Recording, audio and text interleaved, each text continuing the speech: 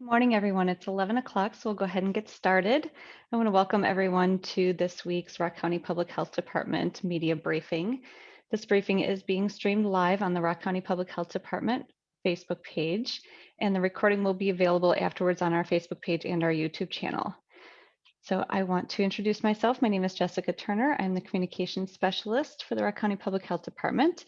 And today we also have Katrina Harwood, Health Officer, Nick Zupan, Epidemiologist, and Seth Longcar, Administrative Services Supervisor. So we'll start with some remarks from the Rock County Public Health Department, and then we'll open it up to questions from the media. So I will turn it over now to Nick for some data updates. Thanks, Jessica. So in terms of our COVID-19 case activity, we're seeing ongoing declines in case activity, which is good news. To date, we've had 16,205 Rock County residents test positive for COVID-19.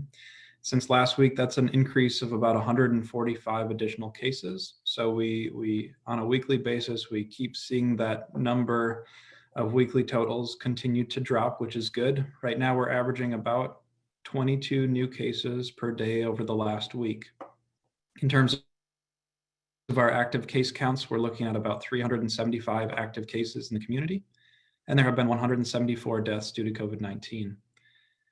Most recent counts for hospitalization rates is we've had 15 patients in the hospital getting treatment for COVID-19. So those numbers are coming down, but still kind of hovering around 15 or so over the last week. In terms of our vaccination efforts, we have about 42% of our Rock County population who has gotten at least that first dose of the vaccine, and about 36% of the population has completed the vaccine series. There have been some questions about breakthrough cases or cases that are occurring among people who are fully vaccinated. When we took a look at our data related to breakthrough cases, there are about 20 individuals who had gotten COVID-19 after being fully vaccinated. So this represented about 0.04% of the total number of people who have been fully vaccinated with the COVID-19 vaccine.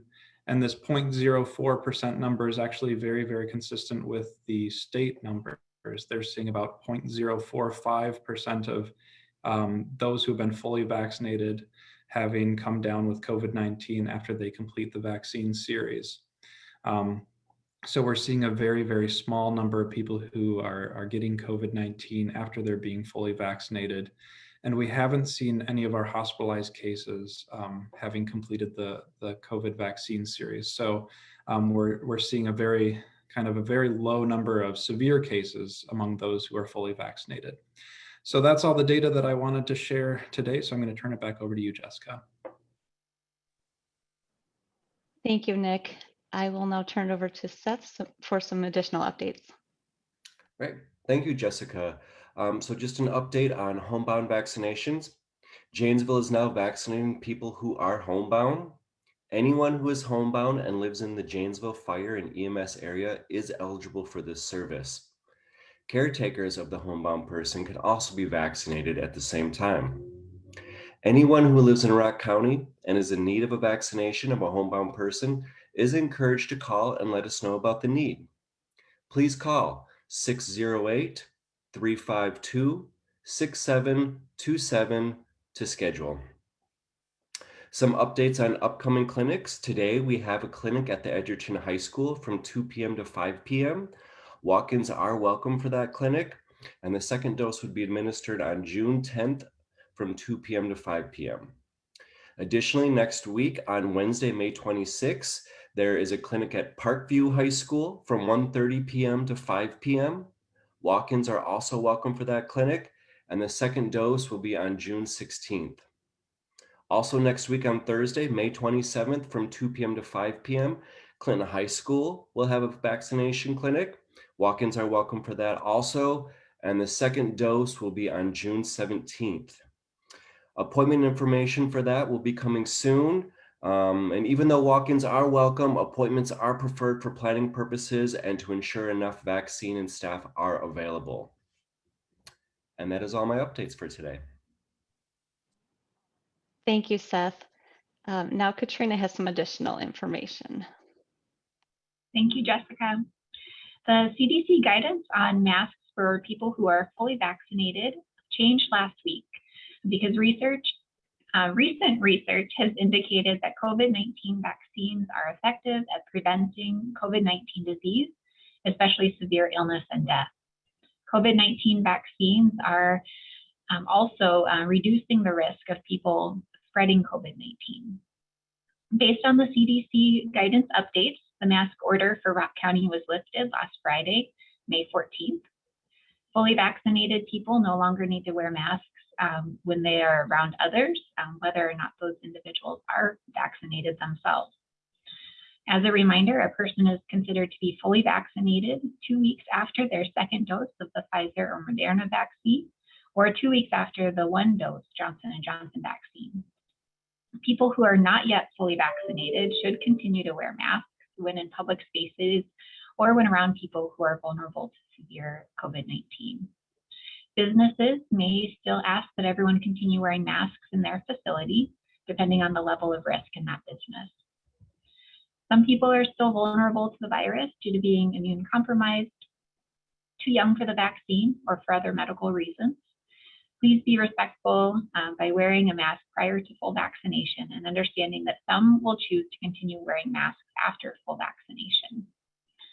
Although we are moving towards normal, the pandemic is not over yet.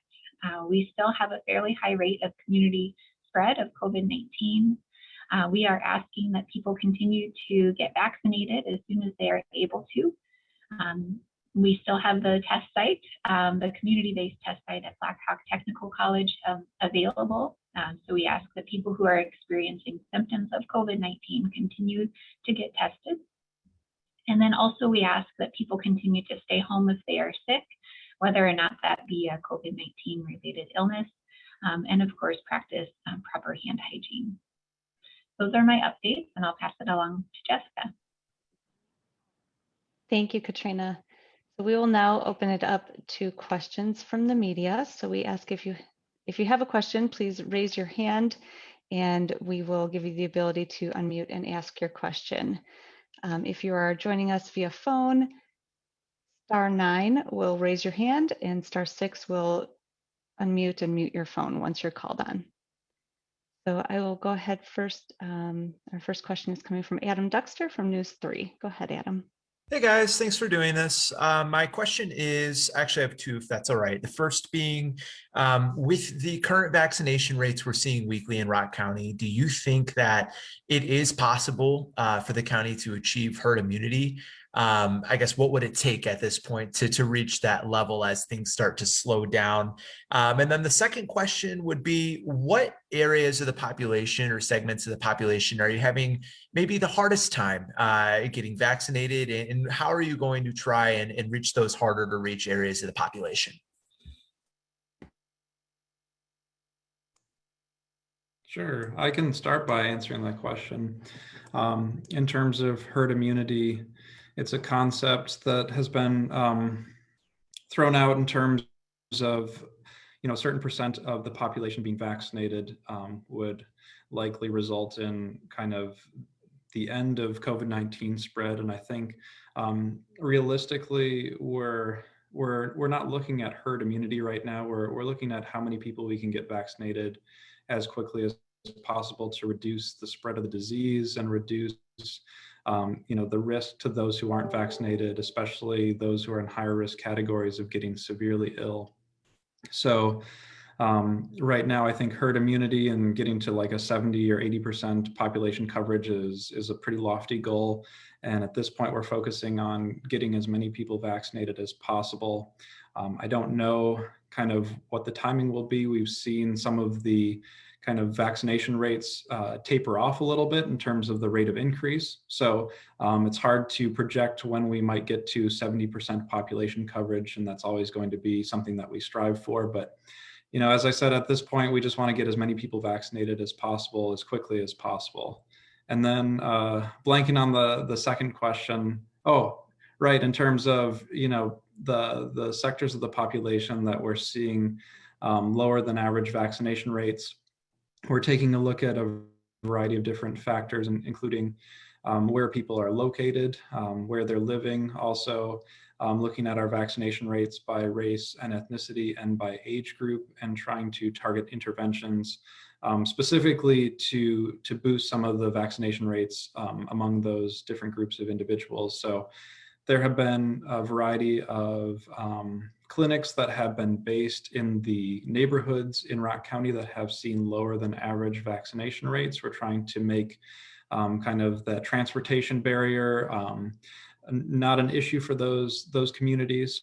So trying to bring the vaccine to those individuals. We're working with a variety of community partners to do outreach in our especially Spanish-speaking communities to make sure that folks are aware of how to get vaccinated and have the resources that they need in the language that they're comfortable speaking.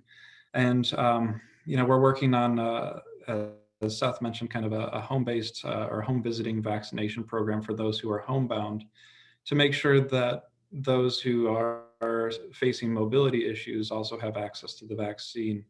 I see this as kind of, we're chipping away at some of the barriers and the issues that people are facing in getting vaccinated. And it will, at this point, I think it'll be a more gradual process than kind of a real sharp uptake in vaccination rates. Great, thank you. Thank you, Adam. Our next question is from Austin Montgomery, Beloit Daily News. Go ahead, Austin. Hi guys, thanks for taking the time today, as usual. Just wanted to start off, first question here. What are the health department's recommendations for residents kind of considering summer travel? I know obviously with this mask guidance that came down, that has really kind of shifted things and really kind of changed people's perspectives on maybe making trips for vacations, things like that. But just wanted to get the health department's recommendations for summer travel as we start to head into the warmer months here. Thank you for the question, Austin. What we would recommend is that people still remain cautious. Although we are seeing the decreased level of spread of COVID-19 in our community in Rock County, we know that there are other areas of the United States that are continuing to see increases in COVID-19 activity or at least sustained high levels of COVID-19 activity. So we would just ask that people remain cautious when traveling for summer activity. We would ask that people follow any local ordinances or orders that those communities have with regards to masks. Although we have lifted our local order, there are some communities across the country that are still having local orders in place. And of course, when people get back from that summer travel, we would ask everyone to, monitor for symptoms and get tested if they do suspect that they have had an exposure to COVID-19.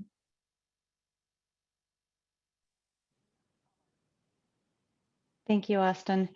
Let's see, it looks like, Austin, you have another question? I'll let you go ahead and ask your next question.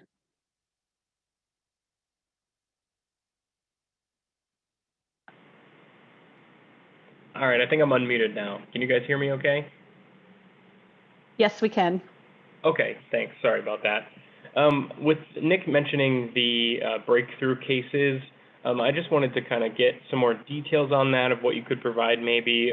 Are those, is there like a time frame of when those have cropped up? Is that since December when the first, second doses were given? I think that was like maybe even the beginning of January when we saw the healthcare workers get their second doses. Are these, I just wanted to kind of nail down a time frame for when these breakthrough cases were identified by the health department. Yeah, the time period that we were looking at was basically starting from when the first Rock County residents were fully vaccinated and then looking at that 2-week period after that, because that's when they're considered technically fully protected from the vaccine or from the virus because of the vaccine. And then we looked at cases through the end of May, or through the end of April rather, to determine those breakthrough cases. So basically we took all of the people who had been fully vaccinated and took a look at how many of those had tested positive for COVID-19 after 2 weeks after they received the the last vaccine in the series.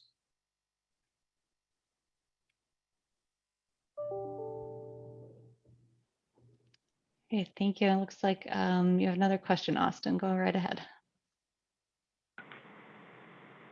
Yeah, this is for Katrina. I know she'd mentioned just talking about summer travel, but this is kind of for people who maybe might just be sticking around the area. Should people with who are fully vaccinated but might have a underlying health condition, should they still consider taking extra precautions just when maybe being out in public or going to the grocery store, things like that? Just wanted to get a sense of where that was at right now. Thank you. Yes, thank you, Austin. Although CDC guidance has said it's safe for people who are fully vaccinated to kind of go about those normal activities without a mask, we do know that there are instances when someone who is fully vaccinated may choose to continue wearing a mask. The mask still provides some protection and a level of security for people, whether or not they're vaccinated. So, for people who are fully vaccinated, who may have underlying health conditions, we would encourage them to continue wearing a mask if that's something that they choose to do or something that their health care provider would recommend that they do. Likewise, if someone is fully vaccinated and they are caring for a family member or a close contact to them who is unable to get the vaccine themselves, we would also recommend that the person who is fully vaccinated take some additional precautions at this time to help protect their close family who are not able to get vaccinated.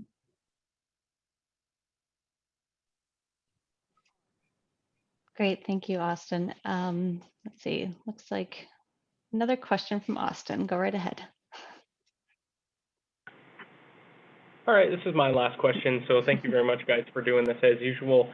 Wanted to just kind of get a sense of if there might be any confusion since we have the new mask guidance, but also maybe in workplaces, we're still seeing that OSHA does still recommend masks for people in the workplace and that businesses can set their own rules. Is the health department concerned about any possible confusion kind of stemming from that? Thanks. Yeah, thank you, Austin. Definitely something that we are tuned into and working with some local businesses as they revise their own guidance. We have our environmental health specialists who work with those businesses to make sure the businesses are following guidance, but also we are definitely in support of businesses that are based on their own risk in their industry, setting those additional precautionary measures specifically for their business. This is something very new to us. Mask orders were very new to us, a year ago, and now that transition to something that's a little bit more normal is also very new to us. So, we're working to support businesses during this transition time. We definitely encourage businesses to take the additional precautionary measures that they deem appropriate based on their industry. And do support businesses to follow some of those other recommendations outside of CDC for industry standards.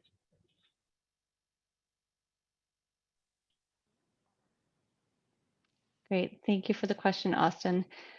Do we have any other questions from the media? If you have a question, just a reminder, raise your hand. *9 will do that if you're calling in via phone.